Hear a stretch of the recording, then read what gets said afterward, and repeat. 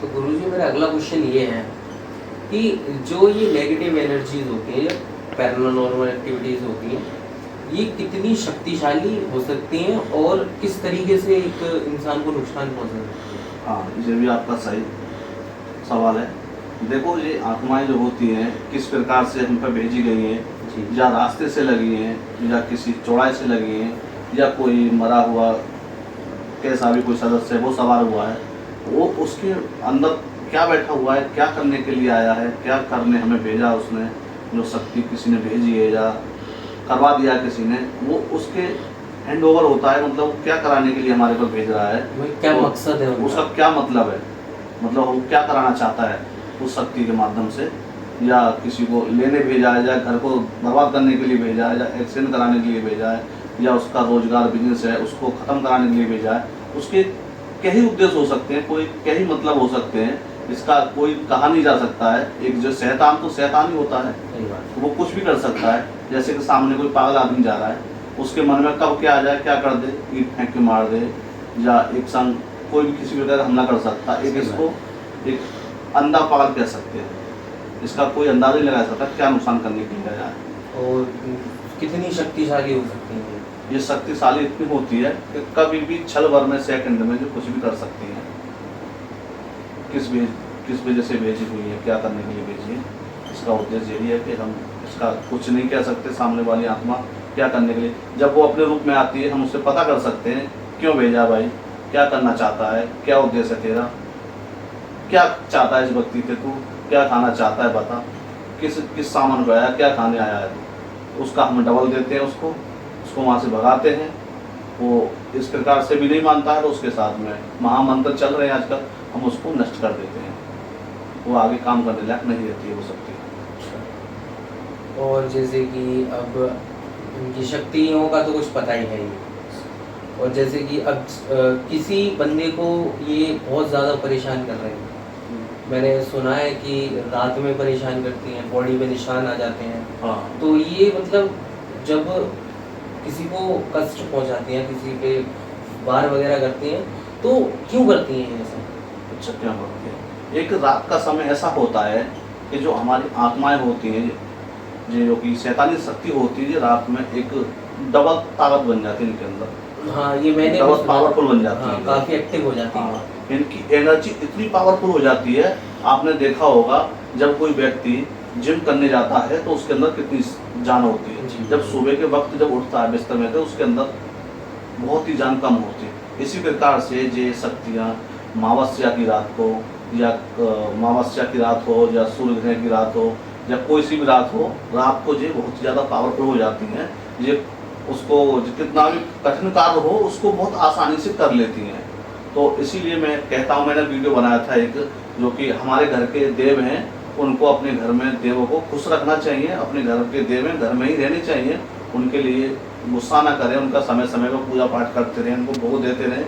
आपके घर के देवता आपके घर में रहेंगे तो बाहर की शक्ति आपके घर में कभी भी अटैक नहीं कर सकती है। अटैक करेगी भी तो आएगी भी बार बार, तो जो आपके देव हैं वो आपको संकेत देते रहेंगे और वो आपको बचाते रहेंगे।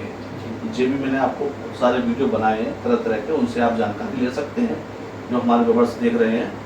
और क्या सवाल है आपका? चलिए, ये तो इन पोनो टोटकों की बात रही।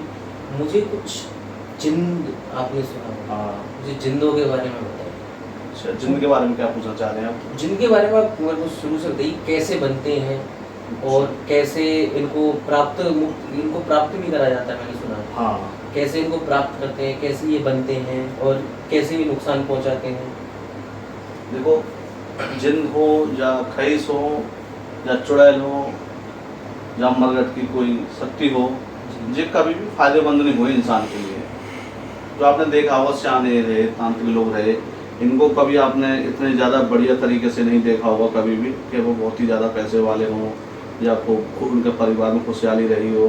तो जो गलत शक्तियों का प्रयोग करते हैं उनका बता रहा हूँ मैं। जो दिव्य शक्ति होती है, जो देवताओं की शक्तियों का वो अपने पास रखते हैं, उन दिव्य शक्तियों को, वो हमेशा खुश रहते हैं।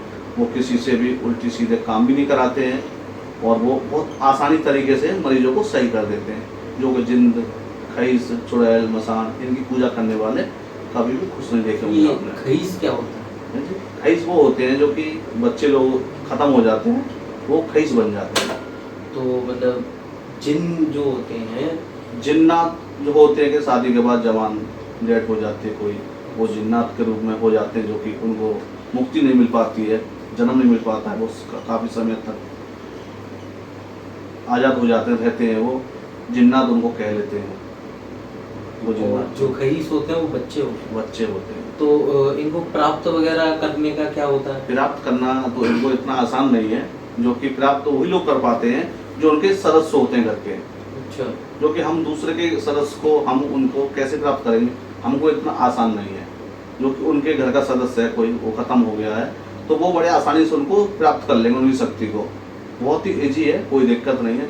जो कि मैंने बताया भी है, जो कि हम जिन्नात को हम कैसे अपने खुश कर सकते हैं, रख सकते हैं अपने पास में, उनका लाभ उठा सकते हैं, और वो समय पर आने पर आपको वो नुकसान भी पहुंचा देते हैं। हम उनसे यही कहेंगे, ऐसी शक्तियों का वो ना करें, आप जागरूक ना करें, प्राप्त ना करें, अपनी दिव्य शक्तियों का ही पूजा पाठ करें, उनको अपने घर की शक्तियों का ही पूजा पाठ करें, जो कि आपके हमेशा बहुत ही लाभदायक रहेंगी।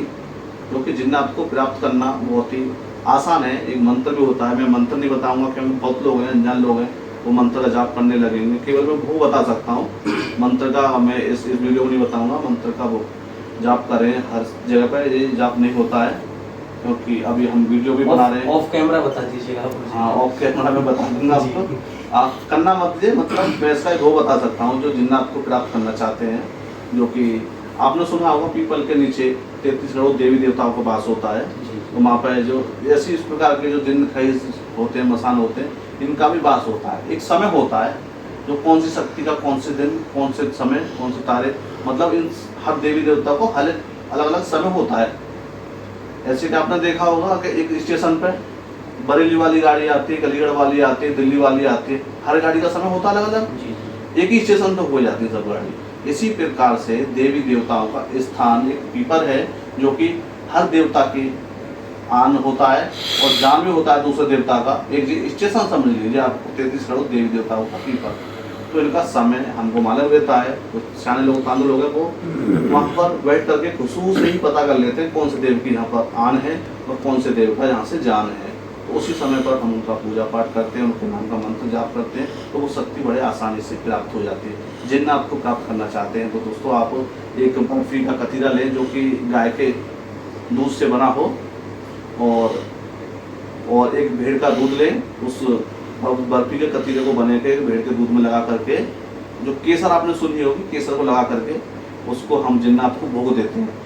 उसके नाम का वो लगा के सामने हम उसका मंत्र जाप करते हैं। जो जिन्न भी कई प्रकार के होते हैं, एक ही जिन्न एक प्रकार का जिन्न नहीं होता है, तो उसकी हम शक्ति प्राप्त करना चाहते हैं जिन्न का, तो हम उसको मंत्र को जाप करेंगे। इसका भी एक समय होता है, कितनी हमको माला जाप करनी है, और माला जाप करने के बाद में आपको वो डराएंगी भी, धमकाएंगी, आपको डर पाने की कोशिश करेंगे। आप डर गए तो आपको वो प्राप्त नहीं हो पाएंगे। वो समझ जाएंगे कि हमारे गुरु जिलायक नहीं है, डर रहे हैं।